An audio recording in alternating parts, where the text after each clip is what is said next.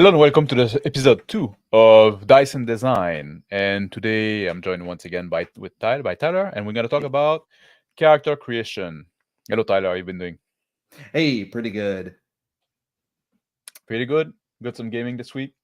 Yeah, quite a bit of gaming this week. Got a water filter installed for the whole house, so that's a good deal. We're not drinking just straight up poison water anymore. Oh, that's good for So, you, man. That's good for you. I use those like a Berkeley filter. I'm on a well, but because sometimes there's a lot of iron in my water. yeah, we have super hard water, and we get it from one of the lakes nearby. And with the agricultural college right next to us, we have so much pesticide runoff, and Oh, it's. man. But yeah, this has brought us from like 550 parts per million down to 15. So That's sweet. good. Yeah. Modern world. Yeah. So, character creation. Mm. Uh, First thing I want to talk like what is like let's just break in like what's your favorite game? Your favorite like game of character creation in a game. Like what's the system that you have that you say like man that's how I want to create all my character. Okay. So I have two answers. This is twofold. Because hey, Rick Steele. Uh here's the answer you're expecting. Pathfinder. Pathfinder First Edition, because there are so many damn options. You can play a fighter 100 times without making the same character, without even thinking about, you don't even have to get into flavor. Just purely mechanically, you're going to be making something different every time because there's 41 first party archetypes. There's, you get 2 feats at first level, and there's thousands of feats in the game. So, and then how you allocate your skills. So, through sheer volume of options, it's Pathfinder First Edition. Through how you go about making the character, it is absolutely not Pathfinder First Edition because I have to spend an hour or more per player to get them to understand what the hell any of this is. That feat sucks. Don't pick that. You don't want to put points in there. No, that's a class skill. Yes, you can put points into skills that are not class skills, but it's sort of nightmarish from the mechanical perspective. But once you understand the mechanics, it's my favorite. From a mechanical perspective, I really, really like Hackmaster 5th Edition because it randomizes pretty much everything that you do. So you don't really, you can, it's a super crunchy system with a ton of different options like Pathfinder, but you can drag somebody into your game and go, just roll me dice and I'll tell you what your character is. Just keep rolling that. And then, basically it's a game of do you want the more you roll, the more powerful your character is going to be, but also the more drawbacks they're going to end up having. Mm-hmm. So, as a too long didn't read. So, yeah. And there's also like I can tell like for me like the one system that like I look at the character creation I say like man that's really cool was the Burning Wheel. Mhm. It's too bad that's not a system that I particularly like, but I really like those life path system, and I guess like other game did it as well, and that's what I'm doing with Winter Dawn as well, which is what I'm working on Mhm. right now actually. But where you pick, you basically like discover who your character is, like his background, where he come from, what he did before being an adventurer and stuff like that. So you have the background baked in your character creation, and it also give you the skill that you're gonna have for your character. And I think Mhm. this is a nice way to it basically like put you in character already because you know your past. You're not picking a class. You're not picking a feat. You're picking what you did. Who are you basically? So I think that's very cool for that. Mhm. Yeah, and I think that's one of the pitfalls of games like Pathfinder, Mm. where the vast majority of people who play it, they look at it and go, "Oh, I have, I'm going to start with power attack because it's good." It's Yeah. like that doesn't tell you anything about your character, right? But and it takes a you have to think about it. And for me, I just say power attack's a dumb feat. You don't have to take a feat to be able to hit harder but less accurately. That's just something you should be able to do. Rabbit hole. But um like taking a combat feat without thinking about, okay, so my character has some combat training. What does that mean? Maybe I had a character that took a dip. They took a monk. They took a level in monk. They don't take a level in monk for no reason, just because it offers mechanical benefits. No, he spent a year at a monastery and learned their fighting style and decided that that was it. He got what he needed out of that, and then moved on. So Yeah. Yeah, That, those sorts of games build in. They lead with the flavor, and then the and crunch comes behind. in those type of game also, like, the primary compound at as the game progress, because you're not done with character creation. Every fucking level you have like to pick feats, or oh, maybe I'm gonna take a dip in this class and like that, and then people won't do it when there's no like a role play reason justified for it. Hello, Crispy. Bonjour. Salut. Yeah. Crap phone, feeds, not a fan. Too fiddly, too many rules. That's the thing. Like, feeds can really get you like bogged down. And Yeah, I was just you about to use mentioned the like same you word. mentioned like the plethora of option for Pathfinder. Pathfinder, it's kind of known for the character build. You're gonna look on if you look for like Pathfinder content on YouTube, you're gonna find like, oh, look at this cool character build that can do like 217 damage per round on average, and now like it make like it completely change, or it really make like it really give you like a mechanical focus on what your character can do. And this is something like I rather avoid, to be honest. If I go into a role playing game, I don't want my player to approach the game in that way. I don't mind if they would try to make a character that is efficient and viable and can do something, can be useful. But there's some balance to be struck there. Like, I want you to tell me who your character is, where it comes from, not just what it can do. And I think that's something in character creation, and you can tell me what you think about that. That there's the character sheet part, what you put on the character sheet, the number, the feed, the stuff like that, the button you can click. But then there's everything behind that. When we talk about backstory, which can be touchy. Like, I know like some people say, oh, don't give me a backstory, but we'll talk about that. But also like personality and stuff like that. Yeah, go ahead. Yeah, exactly. Tell me. I'm just gonna stick with Pathfinder can be any system. Your favorite system. You start the game with a rank in knowledge nobility. Okay, why does your character know about the nobility? Explain. Are they a noble themselves?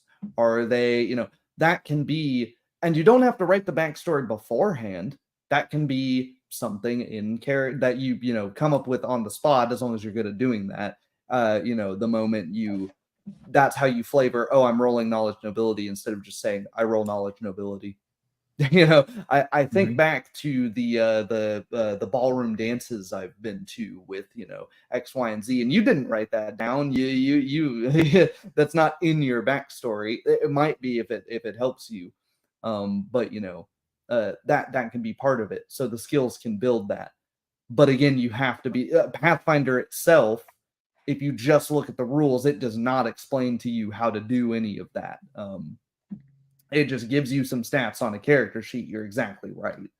And yeah, feats, Craphone's right. They do get you bogged down into things which is part of why I recommend my players do follow builds, so they don't have to look down, the 2,500 or however many of them there are, and, filter out, 1,000 of them don't work for your character at all. 500 of them are just bad. And then now, figure out the rest of them.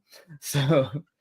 And there's something you mentioned earlier, like about you talk about the option of Pathfinder that you like. You can play like 1,000 fighter or 100 fighter, all going to be different, stuff like that. But on the flip side of that, people would say when you have like fewer options and a more freeform kind of game, like old school game in a way, some people would say like this is what allow you that every fighter is going to be different. Or like I say, like one of my favorite games is Pendragon, and I often say, well, everybody's a human knight. Like, that's out of the way. Like, there's no question about that. So now, if you want to make your character different and unique, you have to go somewhere else. You're not going to distinguish it by those options that you chose. You're not gonna like, oh, I made this weird race and class combination, or maybe dual class there.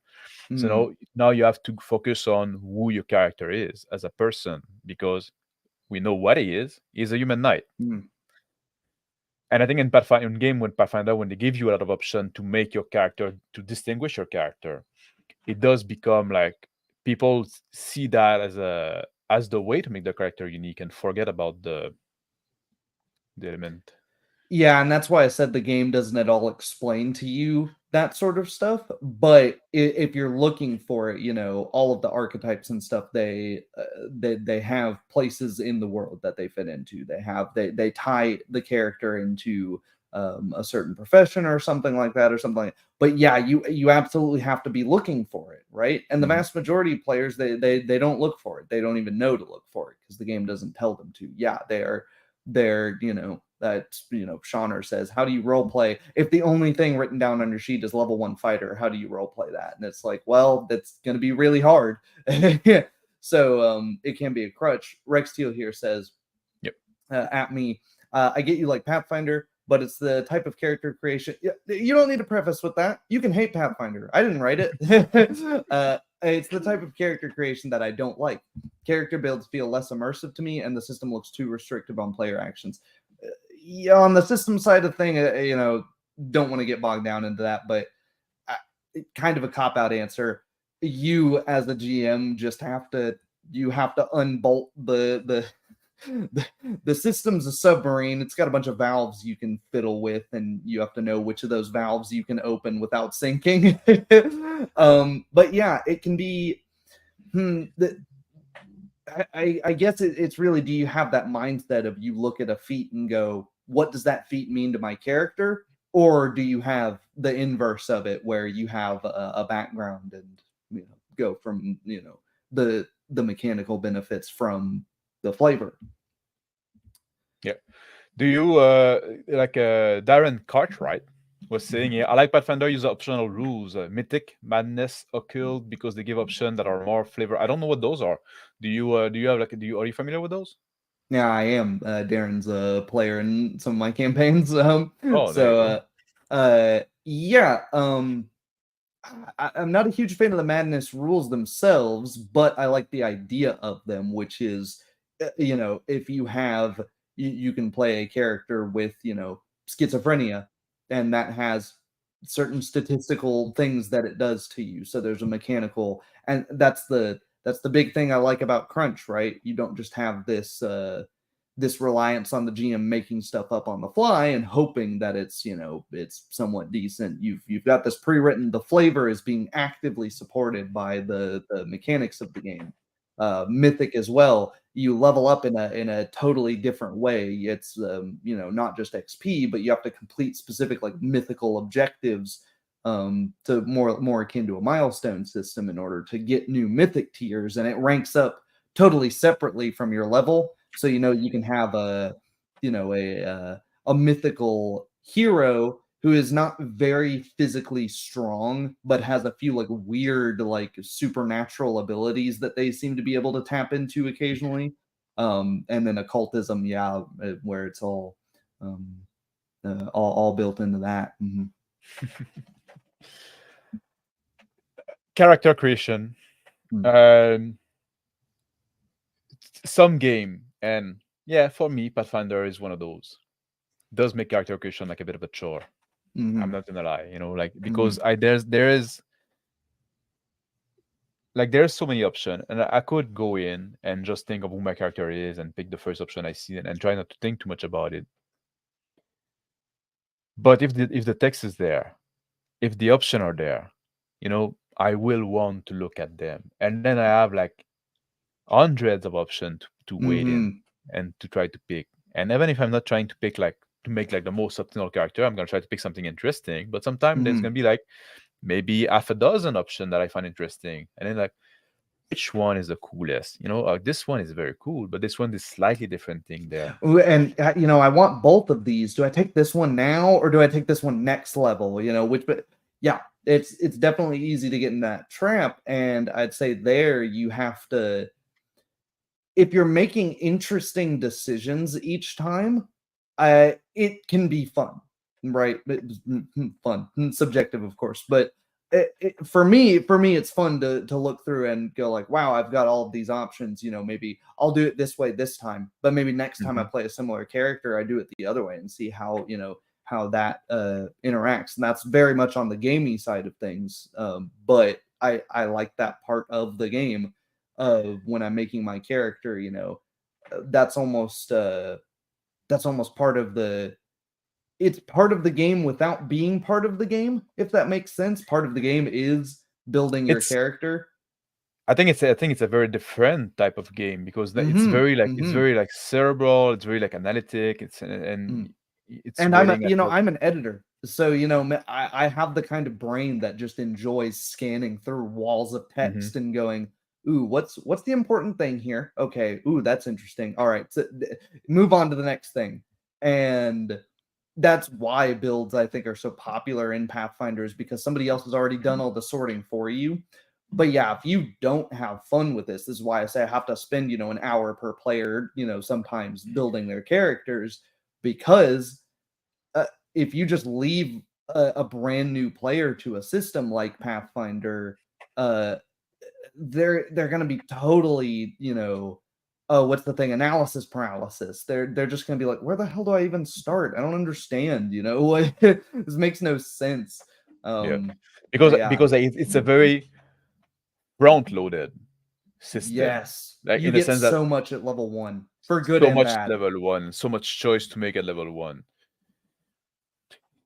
Some other system like I know like a lot of the old school system, and there's some system like to take the example again because that's the one like I often talk about.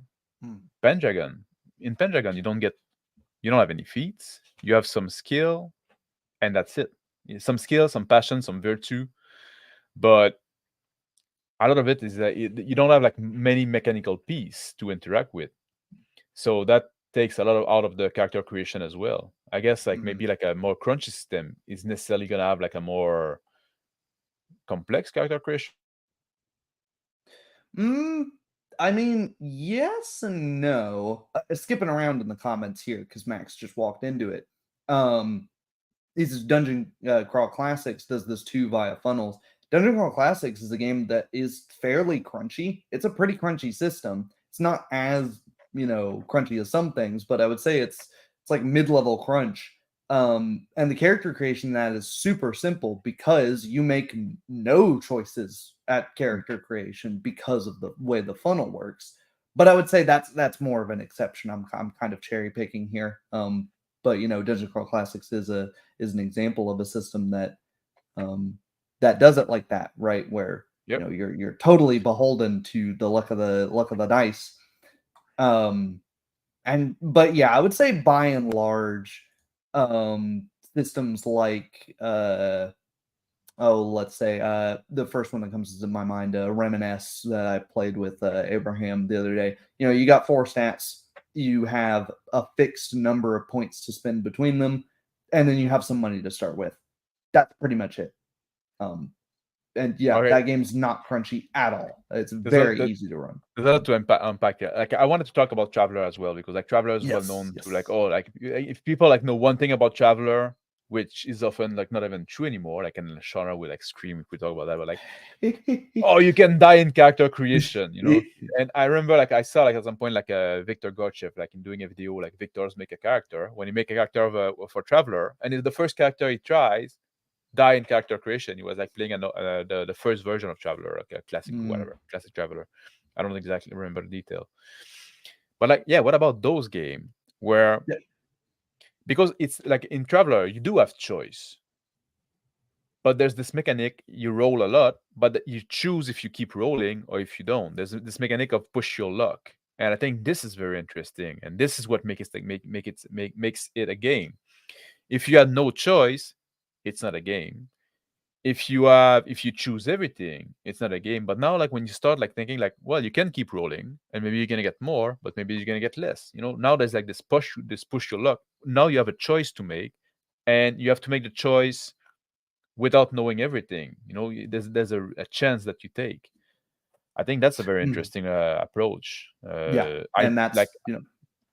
that's Yeah, what I sorry, like go. about Hangmaster, where I think that is the better from a building a character perspective. I think that's the one that does it better because it does it very similar to Traveler. It what am I trying to say? Yeah, there's that push your luck mechanic. So uh and it encourages you to randomize because you get basically you can take flaws and then get points to build your character for the Mhm. more flaws that you take. If you pick and choose manually, you get you can only pick so many, and you get fewer points for doing so. But if you choose randomly, I think you can pick as many as you want and you get more points for letting, so there's that idea of like, well, I'm going to be allergic to something that's not very common. Just so I can get a point, Yeah. so I can be a little better at this thing, Uh but I'm going to get way more points. I'm going to create a much stronger character, but a much more interesting character because he's got these deep flaws, very potentially. Or maybe I just end up creating, a Superman type character where he's really only got one big drawback, and the rest I can kind of ignore. But yeah, they all have mechanical things, and they all inform how you play that character. At the same time, it takes those decisions out of your player's hands, and there can be this, from my experience at least, there can be this thing of, people want to play cool characters, right? Mhm. We don't want to role play who we are in real Well, life yeah, generally. I always like But wanted to play like interesting character, not necessarily mm, cool, but yeah, but a lot of people do, mm, and a lot of people if are in you've the ended power up, fantasy. They wanna play like cool, but like they wanna play yeah, like yeah, strong and like they wanna yeah, win. They and, wanna win that role playing and game. that line moves, right? But Mm, when you can get to a certain point where they push their luck a little bit, and then they roll a thing that's like take two more drawbacks, and then mhm. they roll into like, it sort of like explodes into a, okay, now you're starting your character as a blind, wheelchair bound, like basically a useless a character that can't, do anything in the context of adventuring.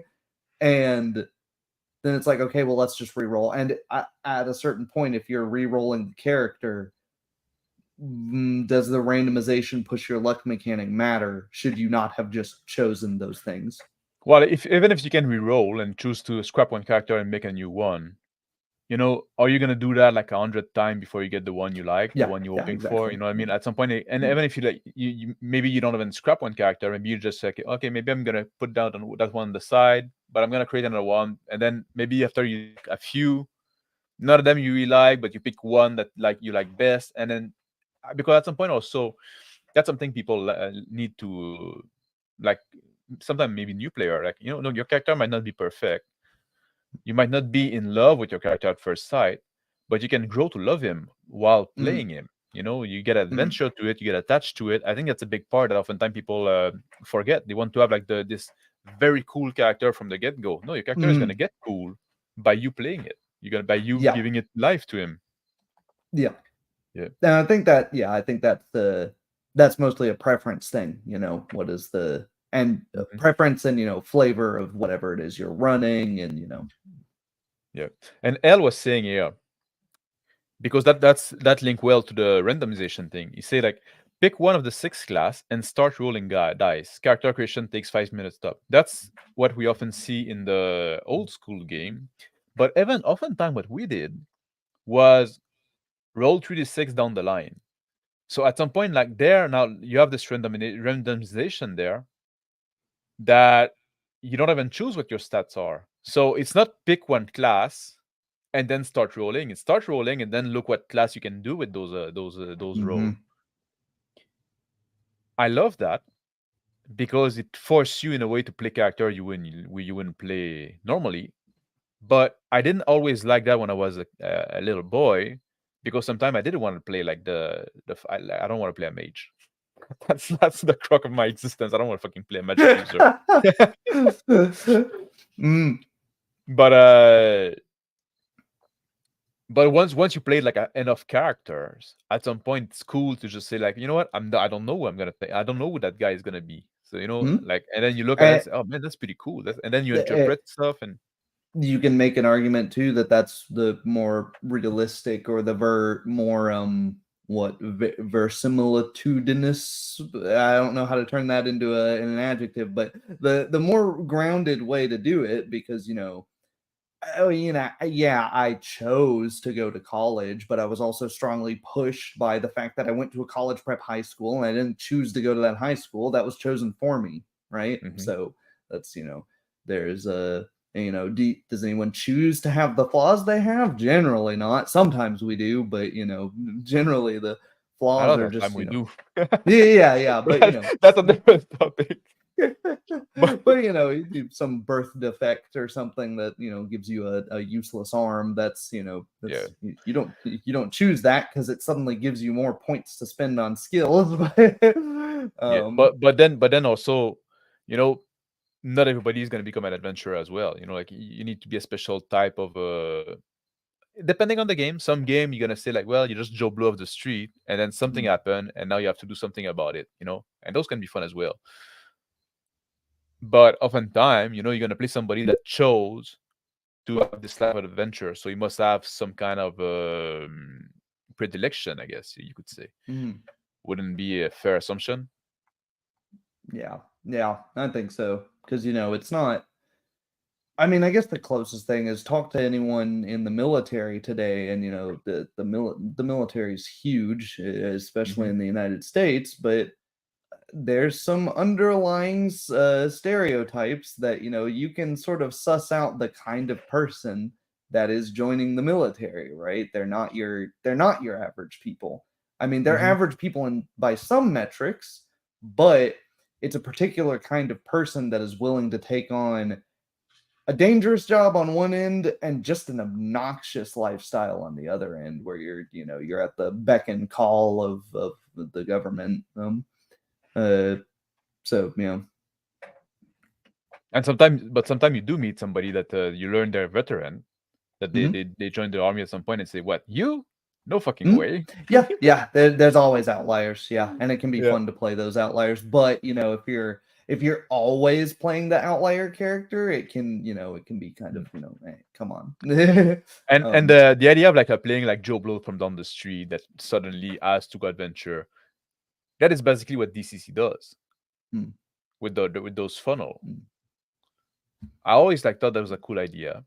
And mhm, sometimes you, yeah. you look like, yeah, I think it's a cool idea because you roll randomly for a character, and that's basically the idea. You got those four Mm, character, maybe one is gonna survive, maybe two, but the player kind of have like some say into that. If there's one character that you say like, oh man, those stats are good, I'd like to play this character, like those stats are well aligned to the kind of character I want to play. You do direct your four character in a way that maybe this one is the kind of one that's gonna survive. So you do have like this kind of a, it might not happen or you plan, but it brings the randomization, gives some choice. uh, I think that's a nice compromise, and it also mhm, it makes for cool adventure as well. And then you you mhm, you get you get to discover who your character is based on the play, true play. I think that's a cool. mhm. Yeah. And because they're at the level 0 character, even if you rolled great stats, you are still at the you're still at the behest of luck to a great extent. So Mm. maybe all your characters that have the great stats, maybe they end up dying, and somehow the sickly, like all average and below average stats across the board, maybe that guy is the one that ends up living through it all. And now you're even more motivated to succeed and play the game with him, because that makes it special, that he was the one to survive. um Yeah. And what do you think? Like, it often seemed to me like when I look at the different, I read a lot of role playing system, different game. It's a hobby of mine in itself, I guess. Sometimes the games I have no intention of playing ever, but I like reading the books anyway. mhm, And a lot of them seem to put like very little thought in character creation. Like character creation is something that is there. because you need to create a character, but there's nothing fun, nothing unique about it, nothing that gives you insight. It's just like, oh, you have some point, pick them, put them there, put them like pick some option. Why do you think that a game designer don't put more focus on this part of the game that is an important part of the game? Is the first contact you have with your character. You're gonna Hmm. I'm trying to think of a system I can think of that does that.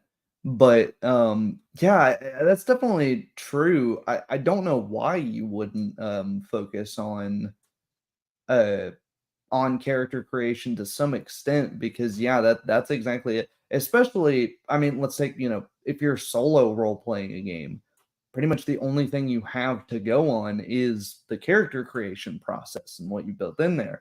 So I wonder if that's like it if the designer is used to the like 30-page backstory that exists as like a totally different thing, that there's all the flavor of your character, this is just random mechanical stuff and they have nothing to do with each other, moving on. And I don't think that's a good way to do it, but unfortunately it is the way a lot of people do it, because a lot of people, they separate role play and the game into Yep. two completely different things. And Mhm. Yeah.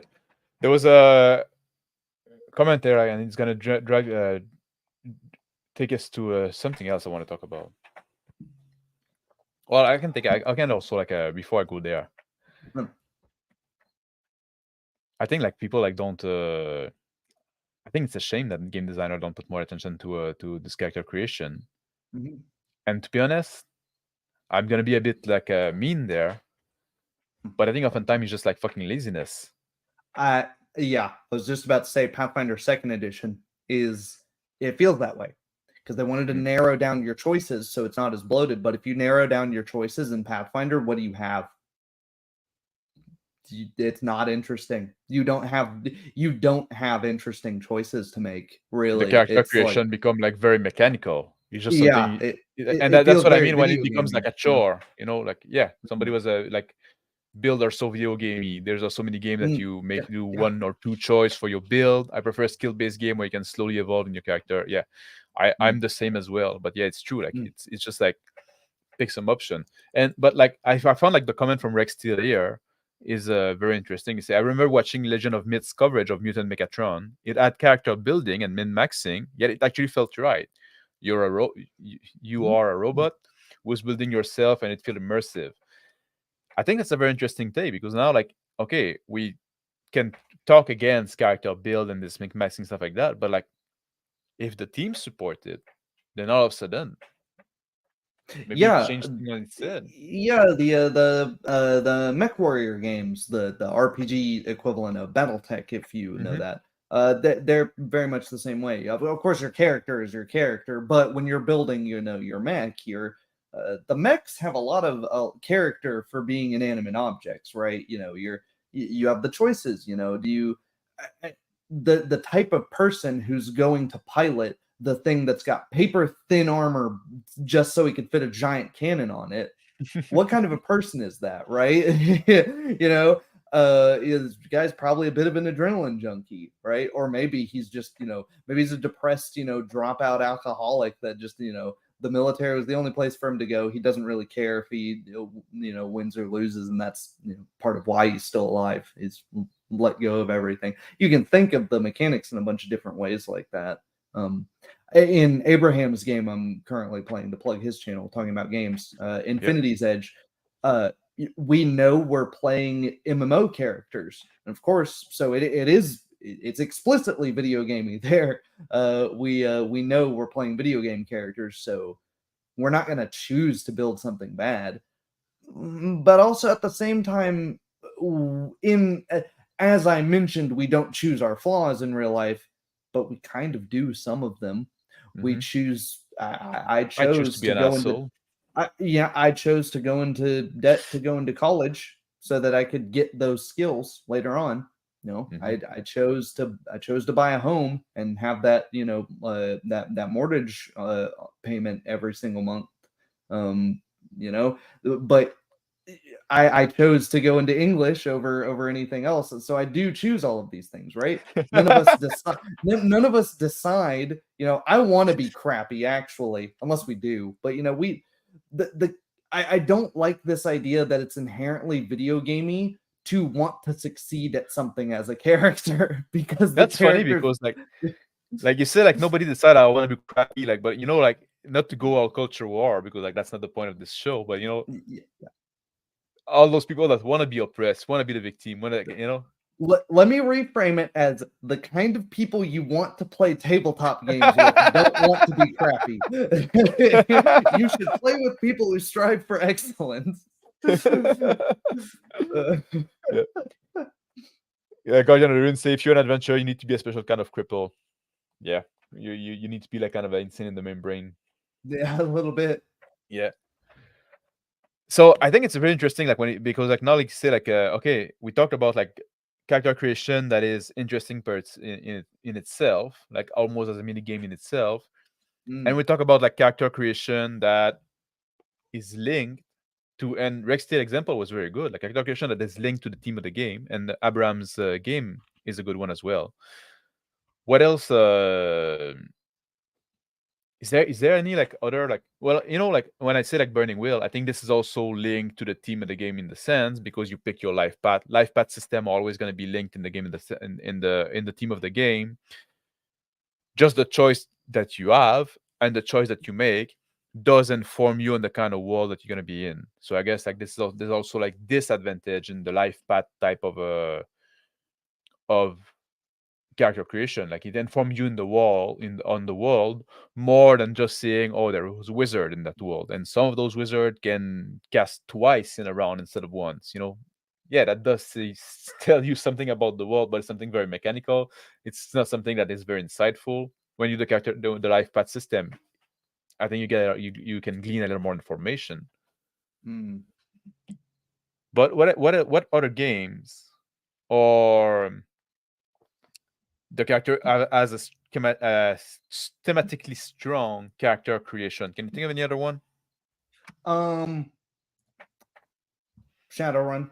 I think Shadowrun's a good one. You take on because you have all of the cybernetic mechanics, and as you add the cybernetic implants and stuff, you start losing bits of your humanity. Because basically all the little machines are talking to each other and your brain, and eventually you become more machine than man. And because there's magic in that game, magic typically doesn't work unless you are just purely natural blooded human. So it can have disastrous consequences when people are casting spells on you. It can have that sort of thing. So it's really when you're making that hard choice of, do I want cybernetics? How many do I want? It really feels like you're giving something up. Like you would be. Those characters are relegating themselves to, people chopping off their arms to have a better punching arm. That's an insane world to live in. You know, and it makes you feel like when you are sitting there staring at that character sheet going, oh, do I want that? It feels like you're that character going, is it worth it? But yes, it is insanely crunchy. Shadowrun 5th edition, Darren is right here. It is Yeah. pretty much impossible to make a Shadowrun character without Chummer.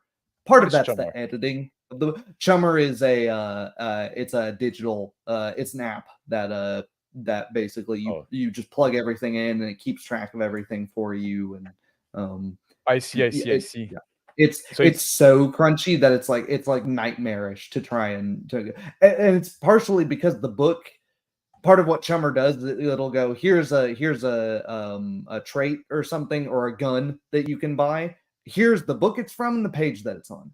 Because mhm. Shadowrun, the rules are all over the fucking book. It's infuriating. There's a good game buried in there, but it is buried in there because you have to go, oh, I'm building my character. What do I do here? Oh, if you want to be good at shooting, flip 200 pages away to go find. And it's like, why? What did you do this? Um, but yeah, But even it's in it Pathfinder also, like people often time like use those app and stuff like that. I never use any any of those things. For me, if a game I need to use an app, sorry, it's probably like too much for me. That's fair. I use I used to use exclusively physical sheets. Yeah. But I haven't had a printer in years. It's really the only reason I don't right now. The auto sheets and stuff can be helpful. All my players use them at this point, but I would say they're helpful, but not necessary. And in Shadowrun, it's borderline necessary. Yep. Do you how do you feel about like point buy? You know, we talk about like, oh, those games that add a lot of randomness. What about those games that fucking take it all away? There's nothing fucking random in the character creation. Everybody is gonna be like balance. So you can tell I hate that. Yeah. So here's the thing. I like some amount of balance. You know, I'm not just gonna immediately, you know, all right, session 1, in media res, a level 20 dragon is attacking your level 1 party. You are all dead. Yeah, there's too much imbalance, but things aren't balanced in real life. If a 300-pound, you know, muscle-bound bodybuilder comes and tries to take your head off and you're my size, it's an imbalanced fight. There's a reason we have weight classes to make things, you know, fair in as far as we can, but even then the skill doesn't match. So that I like randomization to represent that, yeah, things aren't fair. Sometimes we have starting points that are different than the end goal that we'd like to achieve. Sometimes you get like a wall of stats that is just like, man, I'm going to be playing this, and then I kind of know this character is going to be dead by session 3 just because they have such garbage stats. You can run into that, but I think that's really the only issue with randomization. Because the issues with point buy is, well, point buy can make it unbalanced in the other direction. What do I mean by that? Well, it makes it unbalanced in the way that, when's the last time an average D&D player played a charismatic fighter with point buy? They don't, because charisma is a dump stat, and I hate the idea of dump stats. And you could argue on one side of that, you can have, well, the GM should make charisma matter in a way that the game's rules doesn't. Sure, but you know, when there's always this temptation to go, well, I've only got so many points. I should put a below average stat in something, and then you can't get the rare breed of human that is just genetically gifted, where it's like, yeah, they don't have any flaws. This is a natural born athlete. They rolled super high in all their physical stats. This guy just gets education in academia. He's very intelligent naturally. You know, yeah. Yeah, but even like if you even without point buy, you know, like people are gonna put like, if you have a dumb stat, people are gonna put like the lowest roll there if they can choose where to put the roll. Yeah, I would let a new role player roll up a few characters to choose from. An experienced player should be able to play whatever he was rolled. Yeah, I agree with that. And also, like sometimes you roll a character and say like, man, this guy is gonna go on and become a merchant or become a peasant. You know what I mean? You've given the GM an NPC, and that's fine. That's fine sometimes. Yeah. One thing I like to, because I gotta say, point buy bothers me a lot in D&D type game. If you have like because like that's what I do with Winter Dawn. You know, it's a life path system, and each option that you take costs you a certain number of points, which is based on previous option that you take. But it's based not on how strong the option are, but how unique the option is for you know, for your social class, for your region. You know, like if you guys a guy from the desert that decide to become a sailor, it's gonna cost you more. Yeah, quick insert about something I hate about Pathfinder, something that is infuriating that solves. The trait system, a great character creation thing for incorporating, you know, some flavor into your characters. You get 2 traits and a drawback and another trait if you pick a drawback. Great. I like that system. Very simple. But you have some traits that are just way better than others, and they just take up your traits. So you end up with this party, and it's like, what is everybody? Everybody's reactionary because it gives them a +2 to initiative. And it's like, great to be so you're reactionary. playing a bunch of fucking crackheads running around, drawing swords at the slightest. It's like, what's going on here? This doesn't make any sense. Yeah. Yeah. And one thing I do also, like, I like to do when I run, like, which I rarely do nowadays, but when I run like a D&D type game, I prefer like the 3d6, rolling 3d6. I oftentimes let my player choose where they put it, but oftentimes like a modern player like want to do like the 4d6, drop the lowest, stuff like that, like, which give That's me. stronger character. That's you, yeah. Mhm. I find those characters are often come off too strong, but the compromise I do, you're gonna roll 3d6, you put them where you want, but then you got like 3 extra points to add in any stat you want. If you roll like crap, you can re-roll all your stat, and then you have 2 extra points to add. If you roll like crap again, you can re-roll all your stat, but then you have 1 extra point to add. You get another mulligan. That's like a So different way of how Hackmaster does it. What Hackmaster does is you roll and then you spend your character creation points to move your stats around one point at a time. So you can take just the big average roll and basically spend all of your points to just cram everything into the stats you want, but then you probably won't be very skilled, you won't have a lot of money to spend, you won't have all of that sort of thing. So I think that's an interesting way to do it. The way I do it is if you roll like absolute garbage, which is possible even with 46 drop the lowest, just because how averages work. Then I will let them roll a second, but they have to take the second result. So that leads to like, is it that bad? Do you think it's that bad? yeah. And we talked a lot about like because obviously like people know D&D, people know Pathfinder and stuff like that, so it tends to take a lot of place in the conversation. Yes. But what about those game, like skill-based game, classless game, character creation there often does take like quite a different phase in a way, because like when you go in a class-based game, you're gonna have like those big block that you pick from. You pick your class, you pick your race, maybe you pick some archetype, maybe you pick some option in there, but it comes in big package oftentimes. And then sometimes they add some fiddly bit, sometimes quite a lot of fiddly bit. When you go in a classless game, skill-based game, there's also aspect-based game. Aspect-based game are quite interesting one as well. Like if you're familiar with some game like Barbarian of Lemuria, for example. I'm not. You're not? No. You don't have a class. You have, I forgot how they call them in that game, but like usually they refer to something at like aspect, where you pick something that is typical of your character. Like it's not exactly a class, but maybe he was a pilot, maybe he's a noble, maybe like it's something that is typical Okay. to your character, So, and then you're gonna be good at. It's not a list of skill, but everything that you can justify that my character would know that because of this aspect of him. that's kind of how some of the skills work in Dungeon Crawl Classics, where they don't give you like a this skill can be used for X, Y. They're just like, here's a skill, and it's like use it for whatever it makes sense to use that skill for. But it is but then those are much when you're an aspect game, they're much broader in the sense that you can be like a soldier. You're gonna know like how to do soldier stuff, which will include digging latrine maybe, or something like that.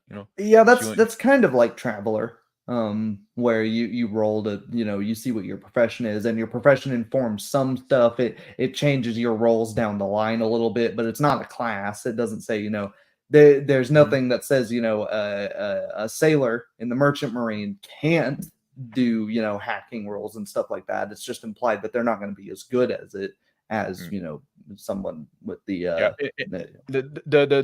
what distinguishes aspect versus skill based is like in aspect game you don't have skill. You just like everything. If you roll something that is rated to one of your aspect, you have this bonus. If it's not, you don't. So like basically every roll that you make is kind of a negotiation. I can justify it. I'm good at that because of this one aspect of my character. that's interesting. I can see it leading to question asking if you don't have a good player group, because I've played things like that where you get the can I roll this? Would you let me roll? Can I is it okay if I when you have we have Yeah. players that are too diplomatic to They can lead to this like a kind of negotiation and people Mhm. trying to stretch something a bit in aspect. Trying to cram something in where it definitely doesn't fit, but Yeah. they're trying to save their character. Yeah. But in terms of character creation, they're usually like Mhm. very, very fast because you Yeah. just like pick a few aspects and then from you on a character. Actually, like Viktor Gorchev is working on his own system, and I think that's it's a 2d8 system, and I think that's what it's going for, like an aspect kind of base game. Interesting. But and then there's like the skill base. Usually, like you're gonna pick like some option that's gonna bolster some of your skill, or sometimes it's gonna be like a point that you can like. And when you go to a skill base, and now oftentimes it's gonna be like many of them do point base. You just like distribute some point. Suddenly, like the point buy doesn't bother me in that sense. I guess it only bothers me when it's for attributes. I don't know why. Yeah. I think You it's because attributes should be generally, at least at character creation, something that are, they're your genetic predisposition, at least is what they're sort of representing. And, that is truly the thing we don't get to choose.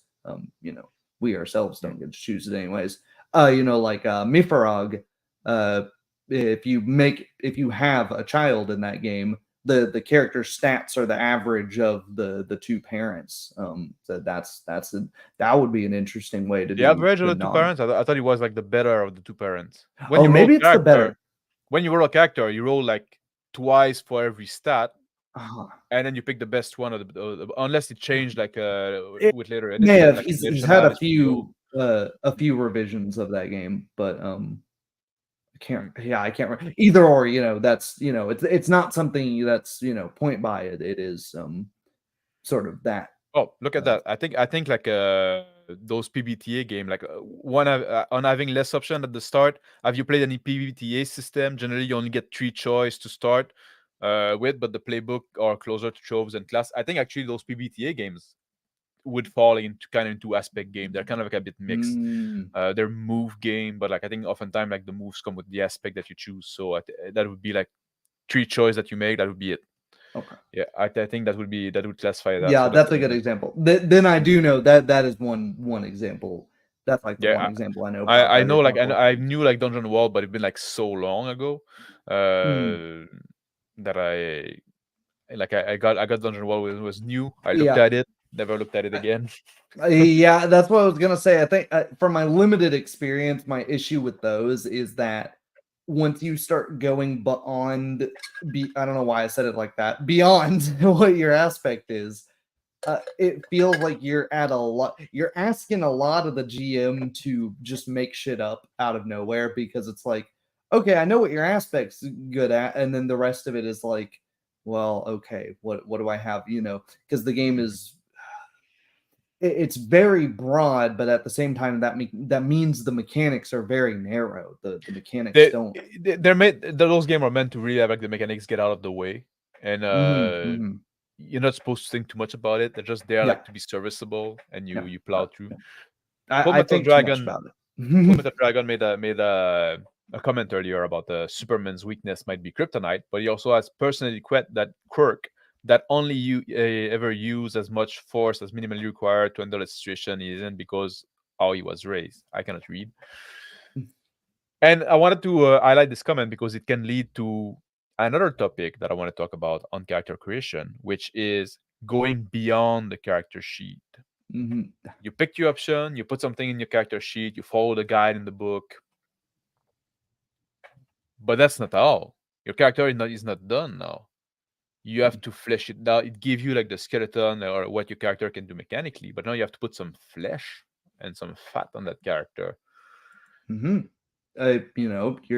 Your character might be a fighter and he might have all these abilities, but does he take prisoners? Does he just kill everyone he gets in the game? If you fight him, you've signed your own death warrant. Does he Does he have hobbies? A lot of games. There's some games that have like a hobby skill. Like Shadowrun has some hobby skills, but they're mostly like knowledge based stuff that might help you learn about something. But most games don't. The little minutia of your character, you add that on later, right? Yeah, and there's some system that do include that, and I'll go back to Pendragon that I mentioned earlier. You do have your virtue, you do have your passion, and this inform you of the person of your character, what your character cares about, who your character hates, who your character love, and they also have like a mechanical impact on that. But in a typical Dungeon and Dragon type of game, that's often an aspect that's missing. So I think that's important, like, and something that seemed to me some type of player often like overlook. I always like it's kind of like a when like it's almost like a litmus test. Is that when people Litmus like tell test, you yeah. litmus test when people like tell you about their game, D- and you mm, they tell them about yeah, the character, and if they tell I you like, oh, I was playing X Y, like I was playing I like I hate was playing this. a gnome ranger, I and this is the hate first telling thing. Yeah, people I love Pathfinder for this reason, because that's your interaction with any D20 system. Pick any D20 system except maybe Dungeon Crawl Classics, but yeah, really, like any D20 system, do that test. Go out yeah. if you have not, go out in the wild and ask D20 players what's, oh, what are you playing right now? What's in your party, or what's your favorite thing? 99% of the time they will lead with the mechanics Yeah. and not tell you. They won't tell you the name of their character. Like I like if they start with like oh, I'm a like I'm a tabaxi monk, whatever. If they start with that, yeah, it kind of raises a flag, but I don't lose it just yet, because yeah. sometimes people like start with that because an expectation that's what you're gonna start with. It gives you like the Mm. big line. Mm.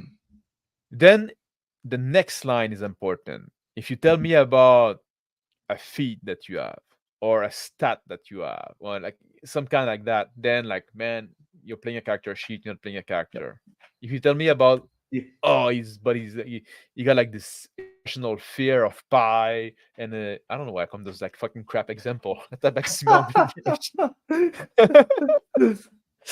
but now like okay, now we're talking, now maybe there's a character there, like, but I think that's something that it's a shame that people oftentimes like overlook too much in my taste. Yeah, and it's like when I am trying to play the game of Pathfinder and I'm like, ooh, this is a really cool build. I have to justify it to myself.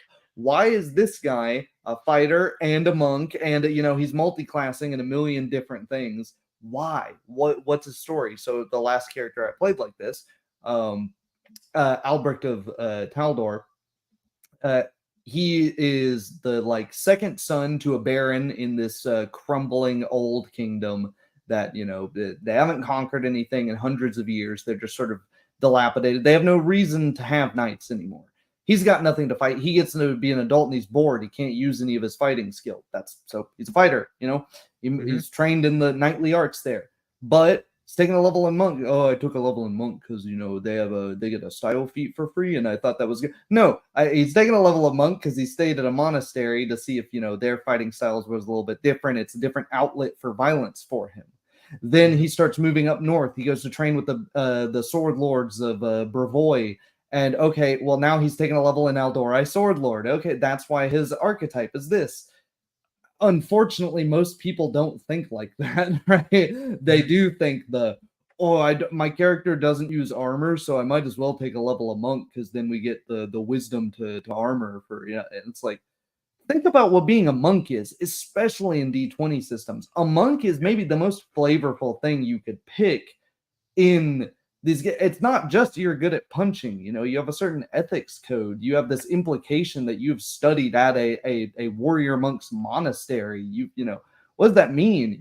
Some of those monks, in real world, you look at the Shaolin Temple, they can't see other people outside of the temple. They like I tend not to like monks Mostly because of the Eastern mysticism thing that oftentimes like feel out of place and like this Western kind of European feeling. Like now, like I'm playing a Castle and Crusade, and like I like the monk they did there because like they took out most of that, and you're just like a guy that want to perfect his body or whatever, and I can just like, and I think that's interesting as well. Barbarian Thief, you rage against the darkness, yeah. You bought a level of monk on Kickstarter. That's oftentimes how it fucking feel, yeah. DM, I bought this really cool splat book. Can I use it? Yeah. Guardian of the Rune make this comment here, like Grog Knight likes to brag about the one time they played a character with no positive modifier, all the pause in their brain. I like that comment because like, yeah, like people that brag like, oh man, I played this guy, like, yeah, no stat above a 9. Or like all its stat like was at most a -1. And say, all right, that doesn't make you a good role player. If already you tell it, that's what you're telling me, you know, like you're focusing on the mechanical bit and not on who your character is. Yeah, and like you said, if they follow that off with the thing I think of immediately is a friend that played in an AD&D second edition campaign with us that he rolled like a 3 or a 4 on his dex, and that's already funny. But it's that he's playing that he doesn't need you to make him make a reflex save or whatever for that to come up. He's tripping over doorways, bumping into people at the tavern all the time. So it's are you playing that this is an absolute wreck of a man, or is it just whenever the DM makes you bring that up? Yeah, what kind of personality would a guy like that is basically bad at everything would have? Would it be like very meek? Would it be very free? Guardian of the Rune again. Free League games usually tell you to focus on your character narrative, strength, and weaknesses. Dark Secret and Bound with other player. And this I wanted to highlight this because this is something I love in game. When they give you something like I said, like in the Free League, you can have this Dark Secret. You also have like a Bound with at least one other character in the party, like something, and it doesn't mean like it doesn't even necessarily to be positive, but it can be something like, oh, this guy saved my life in the past, or I owe a lot of money to that guy, or but something that make you got that with one other member of the party, and like this guy got with somebody else, and at some point you get like a web that the party kind of stick together because of that. I think that's also something that is like oftentimes missing in games. I wish we would see more. Yeah, I think it's pretty much the only interesting thing that the system does, but it is like the center of the system, so that's kind of okay. I've never played it, but it just seems kind of dry. Hillfolk has your character is basically what's your character's profession in the tribe, and what's their relation to the other people in the tribe. And that's basically all your character is, and that's pretty interesting, right? Because I hate it.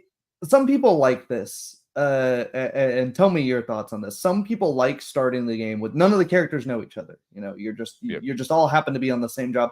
Personally, I hate that because you get all this dumb small talk out of the way. You get all the like, well, why should I trust him? I don't know. I just met this guy, and then you spend so much time with this, and then and then once you've resolved it and you take the job, it feels like it nobody really cares about each other. They're just there to make money. They're there to do their own personal goal. Whereas if the characters all already know each other and have these predetermined relationships, you can build and break those throughout the gameplay, and you skip that annoying bit in session 1. All the party don't know each other. It doesn't bother me per se, but it does mean that you're gonna have this first adventure, like this team building adventure. You're we're gonna have a reason to get you all together. And I got a few tricks up my sleeve for that. So through the age, I got I've been DMing for a long time, so I got like kind of like a folder, you could say, like of an adventure that I got a new party, people don't know each other, and I'm gonna send them on that adventure, and then by the end, they should have bonded in a way. But yeah, I agree with you. You can take that out of the way and say, you know what? Give me a reason why you work together. What are you? Are you a team? Are you a crew? Are you are you working together on something? Do you like, are you a family? Do you do like the all bard game where you're a band on a tour? Like, That's gonna tell be me what you funny. are. And do you want to be here? Are you doing this because you're paying off some debt, or are you adventuring because it's fun, or doing whatever the job is because it's fun? Those are two very different characters that are probably going to annoy each other. I like what Rex Steele says here. One thing I'm getting from this stream is almost all character creation methods can be good, but it has to fit the right system, and I would The right say it has player. to fit the right person. Yeah. I would say if you read the character creation, character creation in and of itself is actually a great litmus test for whether or not you'll like a system. If you don't have fun making a character in the system, is it going to be a good system for you, right? If you make the character and can immediately get invested into who that character is, and you haven't even sat down with the DM, you haven't even sat down with the other players, you're probably going to be hyped for it. Whereas if you've made the character and you're just like, okay, I guess I've got something I can work with here, you're already sort of setting yourself up for disappointment even before the first session. You see, I see it differently because like there's some games I like that I don't care at all for character creation, but sometimes it's simple enough that it gets out of the way. You just do it. It's gonna take me like half an hour, whatever, and then like I got my character, 15 minutes maybe, and then I have my character. But once the character, like the mechanically bit are done, then it's just like me thinking about the stuff, and then my fun begin. Like Interesting. like I don't need like the fun part of like making a character for me is thinking who he is, which is oftentimes not covered by the system. So even if the system doesn't have that, I can still have that on my own. I don't need the book to tell me to think about like and also you see some people that the fun part of them like is finding the mechanical bit. It's not for me, but it's gonna be for someone. I like that part of the game. Not as much as actually role playing, but I do like that part of the game. I used to like it much more when I was younger. Actually, it's growing older. I lost it. I lost it quite a bit, and I think it seemed to be something that is quite common. Actually, I guess we get less patient as we go older, and also, but I mean, maybe also we did a lot of like those builds. I did that. I did the strong character that could like fucking run 120 feet per round. Yeah. But I mean, we like those metrics in real people, in real characters. Brian Shaw, Hafthor Bjornsson. It's like we like that. It's like, oh, look how much this dude can lift. Look how strong these people are. We like that out of them. Yeah. So it's something to think about. As long as you're thinking about that, that connection to reality. It doesn't have to be to reality, but to the reality of the game. Yeah, Armen say I don't like when a GM tells a player, me as a player, what I'm thinking or what I'm feeling. I hope that isn't part of session one. Yeah, I agree with that. I don't like. I think that's a flaw as a GM when you say tell your player like what they're doing or what they're thinking, what they're feeling. I highlighted that because I think it brings up the like when I've been in sessions like that where the characters don't know each other and the GM like is like trying to jam you all into each other, and it's just like they're teleporting people. They're topic for a different day, but it's something that can lead to or something that can lead from not having the characters know all each other. But yeah, if you've got the expectation and you trust your players, which you should, but yeah. But like, sometimes I'm gonna give like a directive, like one thing, like, oh, you're all traveling together. Like there's a like some one like I'll give you one that I often use. Like I got a few, but I can tell you, I gave you this one for free. The one you need to pay by sitting at my table. But like one is like oh, you're all traveling together. There's like a campaign that's gonna go on, and you're all in this caravan, like people travel in group for safety and stuff like that. You're all traveling together. You're going to join while the army is gathering before going on a campaign. They know that before we get to the table, and there's a directive like think of a reason why you're going there. Think of a reason why your character is going there. Is your character like a cook and you go there to make food for? Is your character like a priest and you go there to offer like a spiritual guidance to the soldier, or your character a soldier trying to go fight? But you all travel together, It's like this Chandler road to you fucking English major. You should know that. Oh, yeah, Chandler, Chaucer, Road to Chaucer. Oh Canterbury. yeah, Yeah. Canterbury. Yeah, exactly. Mm. It's the road to Canterbury. You know, you all like Mm. traveling together, but then while on the road, something happens, something Mm. dangerous. You know, brigands attack, orcs. Yeah, that's actually a really great example because Yeah. in the Canterbury Tales, all the characters are learning about each other. But yeah, I would say that's kind of a good example because also you can have those Canterbury Tales style moments in those where the one of the characters just starts expositing their whole life story, and it's like, Jesus, man, I'm just here to do some work. Like, Yep. but I mean, those And people exist in real life, you know. yeah, You, and you that can be dealt with in role play. Yeah, exactly. I wanted to lead off into the idea of the 30-page backstory and just the sort of too long didn't watch. Yep. It's not necessary, but if you do it, it's fine as long as you're role playing it and not just reading from your sheet verbatim, and you're not getting pissed at the DM for not incorporating your super cool backstory and the That's something like I didn't watch much Critical Role, but at some point I watched some because I was curious, and I saw like there's those characters doing that like in the first few sessions. At some point, like they just stop and say, "Oh, I was raised a little guy," and you just met that guy. You wouldn't fucking care. You know what I mean? Like, yeah. like I go like I- like I got a problem with my car, and there's this old man that come and help me.